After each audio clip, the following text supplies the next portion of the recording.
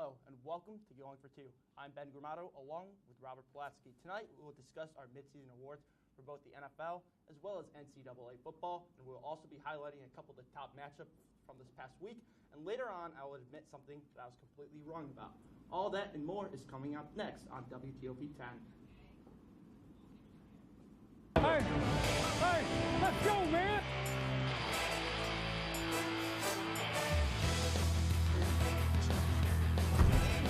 Think he stepped out either. That may be the greatest catch I've ever seen. Diving right into the NFL, New England traveled to Chicago, who is trying to bounce back from a tough overtime loss at the hands of Brock Osweiler and the Miami Dolphins. Let's pick it up in the first quarter. Bears have a 3rd and 6. Mitchell Trubisky rolling out of the pocket. He's going to find two defenders staring in his face. Spins out of that one, looking for a receiver right here. He's going to run around and... We're going to cut your mic. Somebody's mic is messed up. I think it's yours. Mine? Yeah. Oh, okay. What's up with this mic? Hey, Ryan, you want to stand up? No. That wasn't supposed to be. One second. Or if it's on, I think. Is it like not transmitting? Yeah. Oh, I was like, we just doing this in live? Yeah. It's off, son. Give me a count. 1, 2, 3, 4, 5, 6, 7, 8, 9, 10, 11, 12, 13, 14, 15, 16, 17, 18, 19, 21, 22, 23, 24, 25. It's not on. So our on. We're trying stuff.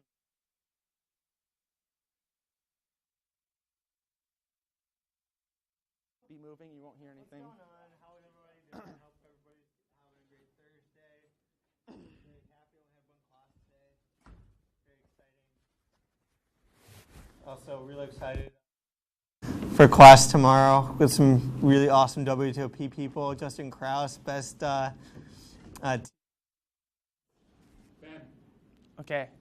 1, 2, 3, 4. Diving right into the first quarter of action. 6. Mitchell Trubisky rolls out.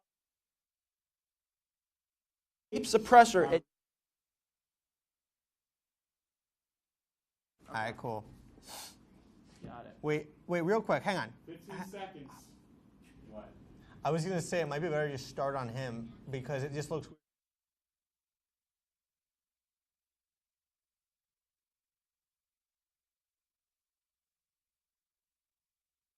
Hello, and welcome to Going for Two. I'm Ben Gramato, along with Robert Pulaski. Tonight, we will discuss our midseason awards for the NFL as well as NCAA football, and we will also be highlighting a couple of the top matchups from this past week. And later on, I will admit something that I was completely wrong about.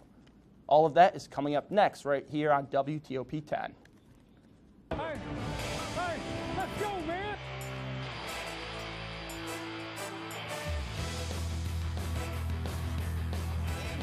Think he stepped out either. That may be the greatest catch I've ever seen. Diving right into the NFL, New England traveled to Chicago, who is trying to bounce back from a tough overtime loss at the hands of Brock Osweiler and the Miami Dolphins. Picking it up in the first quarter, Bears, 3rd and 6. Mitchell Trubisky rolling out of the pocket. He's in trouble, but escapes the pressure. He's looking for a receiver right here, but he's going to take it in himself, giving the Bears the lead. Chicago starting to pull away from this one right here. Cordero Patterson off the kickoff. He's going to find some daylight and whoop! Jukes the defender out. One man to beat the kicker. He's going to have Green right in front of him, and he's going to give his teammate a high five as he high steps into the end zone, cutting the deficit to 17-14. Still in the second quarter, Tom Brady, he's going to drop back and find James White out of the backfield. New England's going to take the lead here. We're going to go all the way to the 4th. Chicago, down 7. One last chance. Trubisky throwing up a prayer. Kevin White, he's going to come down with it, but New England stops him short as the Patriots escape 38-31 as they move to 5-2 while the Bears drop to 3-3. Awesome. Great game. Ben, we're going to move on to the Ravens and the Saints. Let's get right into the action here. pick it up midway through the third when Joe Flacco hits Mark Andrews for the score. And then after an Alvin Kamara touchdown cuts the lead down to 3, Drew Brees fires into Michael Thomas on the slant for 6. Yeah, he liked that. Saints now up 24-17. The final seconds. Flacco to John Brown to cut the lead to 1. Yeah, Bell blows the coverage. Shocking moment here. Justin Tucker misses the extra point for the first time in his career. Hooks it right. And Tucker's face tells the whole story. Saints ground the Ravens 24-23. Close game there, Ben. And we're going to move right along here as you got the scoreboard here. Yeah, definitely a lot of close matchups. Highlighted by the Redskins over Dallas, 20-17, big divisional win for them. Houston all over Jacksonville. I mean, Marone had to bring in Cody Kessler for the struggling Blake Bortles, and another big game in London. The Chargers winning 20-19 after Mike Vrabel elects to go for the 2-point late in the game, but he's unable to convert.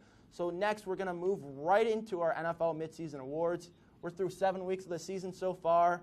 Big surprise here, but MVP, we both agree on this.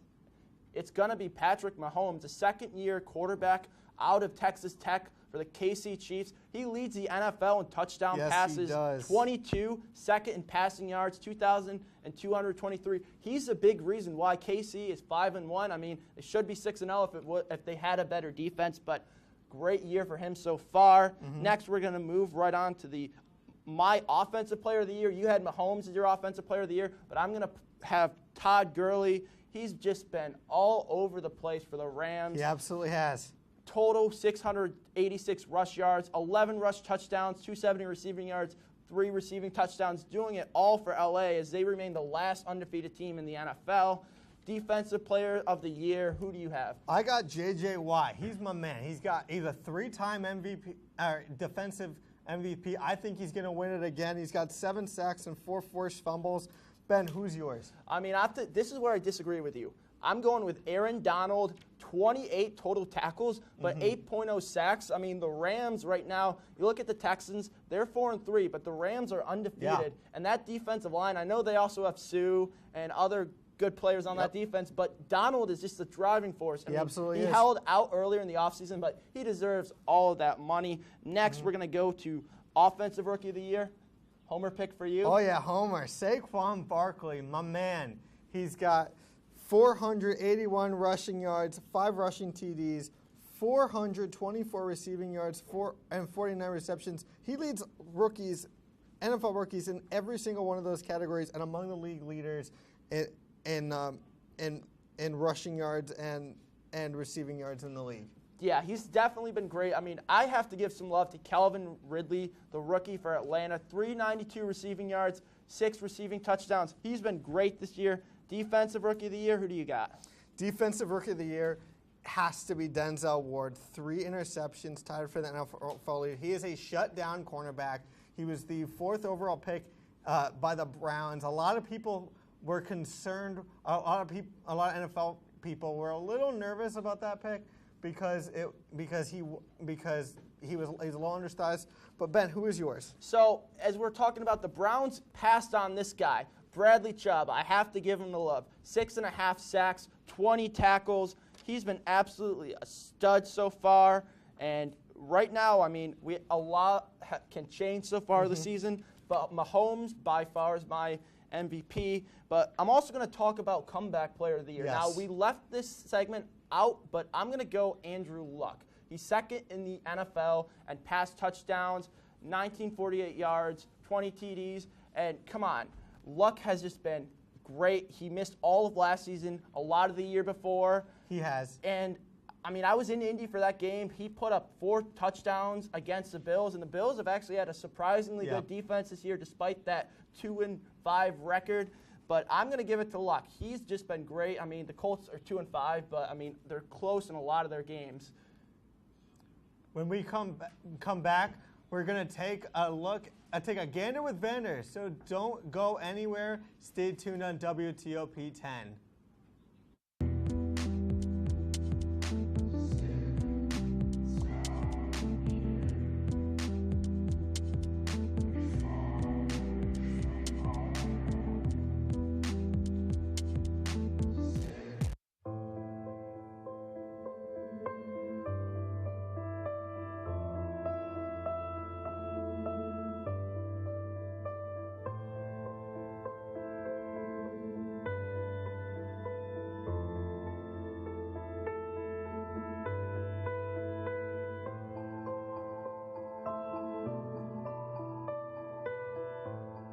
Hi, I'm Anthony Citron, and for one view a day, you can help producers at WTOP get the recognition they deserve for their work. For just 30 minutes a day, you can help these students make sure their work does not go unnoticed. Please, click the link below and help these students get the recognition they deserve. All it takes is one view a day.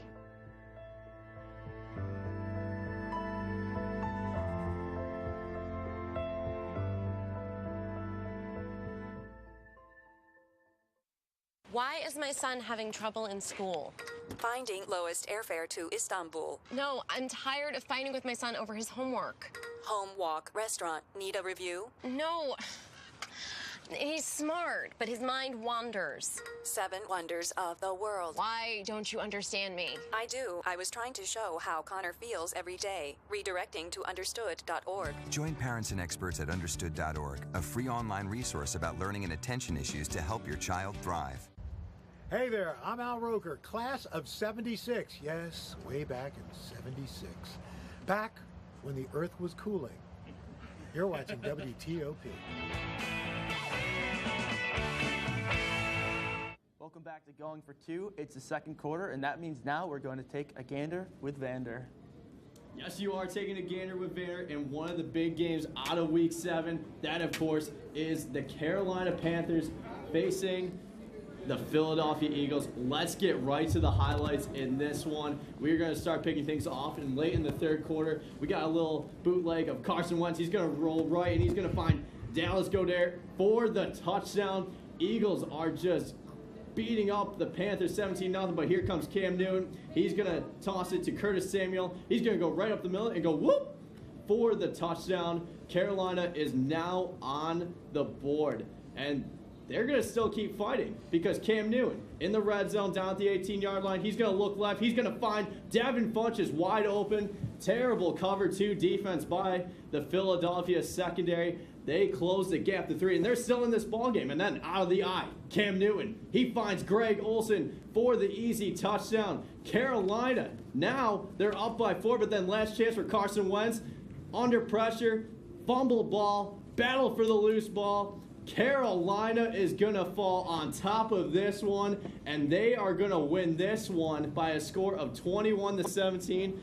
Carolina, in that fourth quarter, scoring 21 unanswered, Ben. And Philadelphia going from looking like the best team in the NFL last year after beating the Patriots and winning the Super Bowl. I mean, talk about a Super Bowl hangover. I mean, they have not even looked anywhere near the same team they were last year. No, absolutely not. And the thing with that is that Carson Wentz is still trying to get back to his mechanics. You remember, Ben, he started in Week 3, and when he faced the Colts, he still wasn't himself. And we were going to give him a bunch of weeks to get him back into that usual MVP type, Carson Wentz type of quarterback, but we just really haven't seen that from him yet as he struggled against the Carolina Panthers. So with the loss, Phillies drops to 3-4. Talk about right now the NFC East playoff picture. I mean, Washington's on top. Dallas just traded for Amari Cooper. They're only a couple of games out. I don't think it's going to affect whatever Dallas did was just not very important, honestly. Washington and Philly, this is the battle of the NFC East. Washington Redskins, right now, they're playing great football, 4-2. Alex Smith being a good game-time decision quarterback, knowing what to do in the big situations. And with this Philadelphia Eagles team, you got to give them a little bit more time. If they're still struggling by when we get to Week 11, then if I'm Doug Peterson, I would be complaining. And Washington getting it done with the defense. You don't really think of them as being one of the top defenses in the NFL, but they're really winning games based on that defense. And talk a little bit about the NFC South. I mean, Saints won 5 straight, but Carolina's still hanging in there. They're 4-2. Yeah, the Saints right now, they're looking really good. They have a tough matchup against the Minnesota Vikings next week on Sunday Night Football. That's going to be a very, very good, interesting game. Battle of that divisional round. Carolina, they're still right into it. I would not be surprised, Ben, if the Carolina Panthers won the NFC South, and then Atlanta and Tampa Bay. Atlanta, they're trying to get right back into things with a nice big win against the New York Giants. That was 2 straight games that they have won, and Tampa Bay coming back late against the Cleveland Browns as Chandler Canzero converted on a 56-yard field goal in overtime to seal it for the Tampa Bay Buccaneers. And Jameis Winston, he's looked very good since regaining his starting job from Ryan Fitzpatrick. Well, we're right now going to go to the break.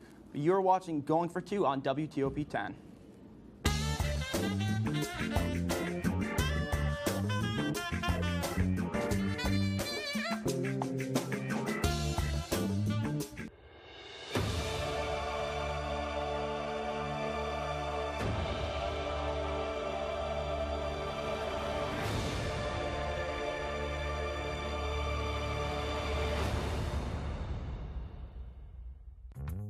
Many medicines used to treat colds and flu contain acetaminophen, a pain reliever and fever reducer found in hundreds of over-the-counter and prescription medicines. But taking too much or more than one medication containing acetaminophen per day can damage your liver. So always read the label and don't take acetaminophen if you drink 3 or more alcoholic drinks every day. To learn more, visit fda.gov/OTC pain info. A message from the U.S. Department of Health and Human Services Food and Drug Administration.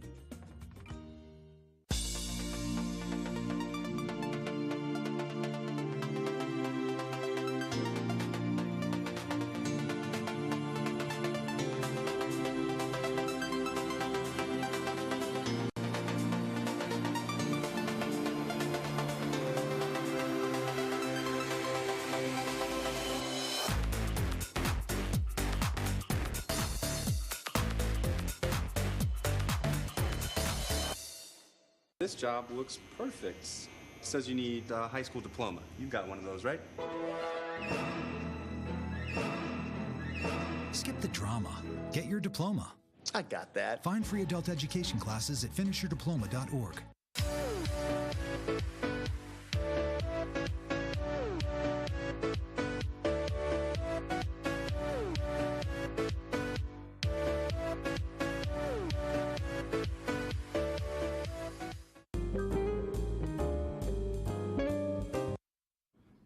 Welcome back to Going for 2. It's the third quarter, which means it's time to get right into NCAA action.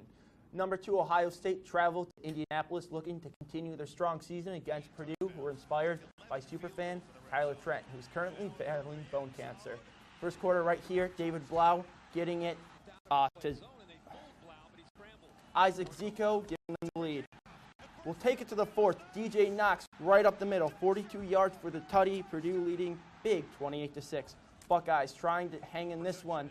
Dwayne Haskins throwing it up deep for Johnny Dixon to close the deficit to 28-13. But we have a deja vu right here. DJ Knox goes right up the middle again. Nothing but green in front of him as he hits pay dirt as Purdue walks away with this one, 49-20, the final. And OSU, they go from number 2 team in the nation all the way down to number 11. And last time on the show, I said OSU was clear-cut second team in the nation. So, I mean, I was wrong on that one. Hey, time. Hey, at least you're man enough to admit it. Some people aren't. But we're going to get right back to some more action. We've got a rivalry game between big-time rivals Michigan and Michigan State, and it was a close one. Let's get right to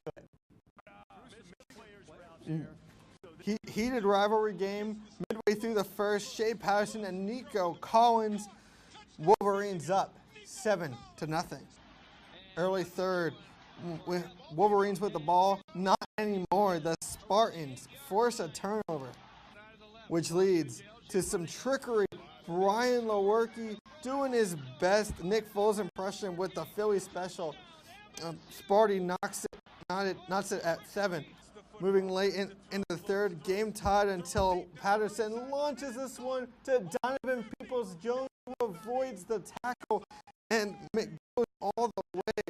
Wolverines take it 21-7, and they continue to just grind away in the polls, Ben. Yeah, Michigan, I mean, right now they're knocking at the door in that college football playoff They're right getting up now. there. I mean, OSU, as I mentioned earlier, they did not look good. I mean, but the one thing is Ohio State usually suffers a bad loss somewhere in the Big Ten schedule. I mean, they're not done. They still have to play Michigan later in the season for the game. Yeah, it's going to be a fun Big Ten matchup. But let's get right into some other let's get right into the scoreboard for our other NCAA games. Ben, big surprise here. Kentucky, look at that, 14 in the nation. I can't remember the last time I saw Kentucky ranked in football. You know, beating Vandy 14-7. Penn State avoids the upset. They're still hanging in. UCF still unbeaten, 37-10 over East Carolina. Big one there, and a big upset. Oregon losing to Washington State. Ben, we got some NCAA predictions here. College football playoff. We've got Alabama still number 1. Clemson is number 2. LSU hops up into that number 3 spot. Notre Dame for now is at 4. And Ben, we've got Georgia and Michigan right on the outside. Yeah, one thing I would have to disagree on there is I would put Notre Dame above LSU. LSU, they have one loss this season already, and I would say that Notre Dame so far has really looked good. I mean, they still don't have the conference resume that the SEC teams have, but they've still beaten some good teams. They beat Michigan. I mean, once they play Stanford, that's going to be a huge game for them. But right now, I have the Irish up number 3. Absolutely. So, midseason awards for college football. Heisman right now, this one is pretty clear. I mean, at one point we had Haskins and Murray knocking on the door, but Tagovailoa has really just run away with this one right now. 25 passing touchdowns, 0 INTs. He's an absolute machine. Has not played 1 minute in the third quarter. In the fourth quarter, every single game that Alabama's played, they've been blowouts. He's been out of the game by the time he gets to the third. Who knows what his statistics would look like otherwise? Yeah, and I mean, we still got to wait until we see him play against the LSU's, the Auburns, the should be fun Georgia teams. But I mean, last year he made magic out of nothing in that college football playoff finals as they were able to come back and knock off Georgia. So we'll see how it goes if Georgia and Bama meet up again in the SEC championship. Yeah, and Tagovailoa also has shown great poise in the past. He showed great poise in the championship game.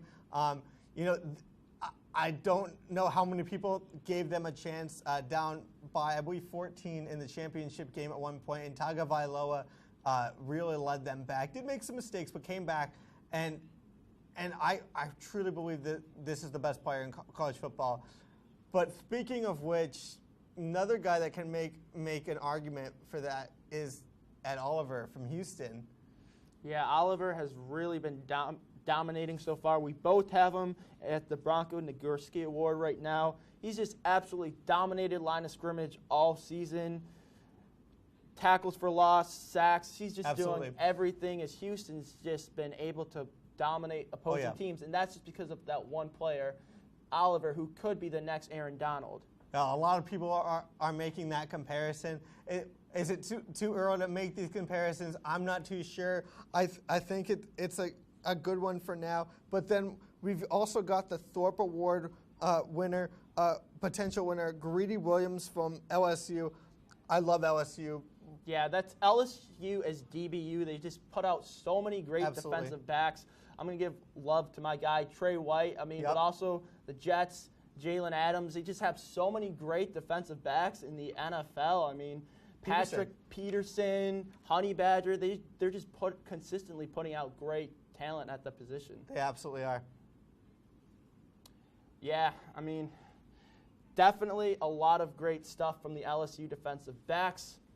And Right now, we are going to go to a break. This is the end of the third quarter, but you're watching Going for Two on WTOP 10.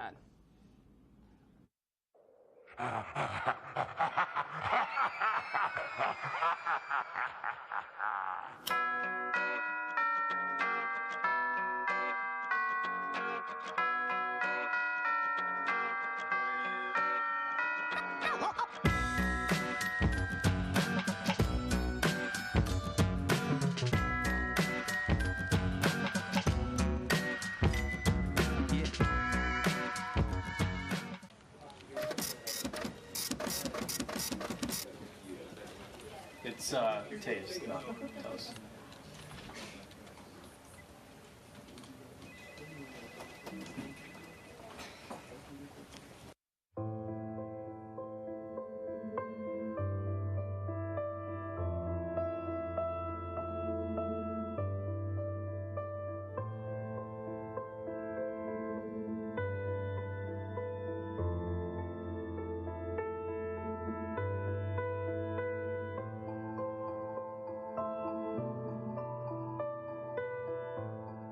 Hi, I'm Anthony Citron, and for one view a day, you can help producers at WTOP get the recognition they deserve for their work.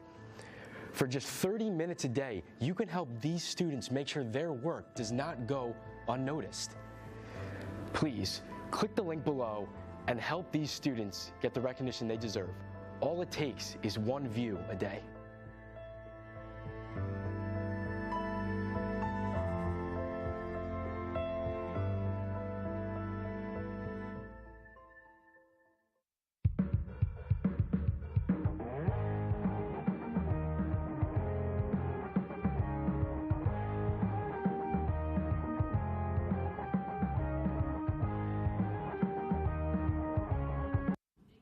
Welcome back to Going for Two. It's the fourth quarter, and that means we're going to preview some of the top NCAA and NFL matchups that are coming up this weekend. Well, let's get into the Saints and Vikings. It looks like it's going to be a good one, Ben, after last year. Yeah, definitely. I mean, the miracle of Minneapolis. Absolutely. A great ending as Case Keenum found Stephon Diggs, who just spun out of the Marcus Williams tackle. Williams, a great safety, is going to be defined by that play for probably his entire career. But the Saints, they're 5-1. The Vikings, 4-2-1 after having a tie versus the Packers, but they're still in there. I mean, for me right now, you can't ask for a better quarterback for the Vikings that they've got from Kirk Cousins. Oh, yeah, absolutely. Quarterback play has just been unbelievable. Adam Thielen, nobody's putting this guy in the top 5 of wide receivers, but he has to be up there Definitely. with the Antonio Browns, the DeAndre Hopkins, the Beckhams. 7 100-yard receiving games every game this season. He's put up 100 yards. This guy is a fantasy machine, unbelievable catches, spectacular plays, and he's just been doing it all for them. Yeah, one thing I also want to mention, Thielen, number 1 in pass receptions this year. Also, their secondary, Viking secondary hasn't been as strong. We'll see how, Michael Thomas and Drew Brees do. Brees has not given up an interception this year. So that should be fun. Marshawn Lattimore should be a fun matchup against Thielen. Yeah, definitely going to be an exciting game on Sunday night. If I had to make a pick, I'm going to go upset here. I'm going with Minnesota. I'm going to say 31-28 the final. It's going to be a very offensive, exciting game, but I think Cousins and the team just makes one more spectacular play than the Saints at the end. It just comes up with a late fourth quarter win. I'm going to go with my boy Brees. Yeah, I'm going to say Drew Brees leads this team, and also you got Alvin Kamara and Ingram, the tandem. I believe they're going to win this game. And next, we're going to talk about the Monday night matchup in Buffalo, struggling Bills against the Pats. I'm a Bills fan, and I'm not happy what I've been seeing recently. Josh Allen, he gets hurt, and then Anderson, 5 turnovers last week against Indy. This one could get ugly. Garbage. I'm sorry, Ben. I got to go with Patriots on this one here. Like you mentioned, the quarterback situation is dreadful. You got Anderson, the backup. With no Allen, they don't really have any great receivers, and the Patriots have Tom Brady. There's not much else you need to say about that. So Patriots are gonna win. I'm gonna say 45-10 is the final score. So the Bills' defense has looked pretty good all season.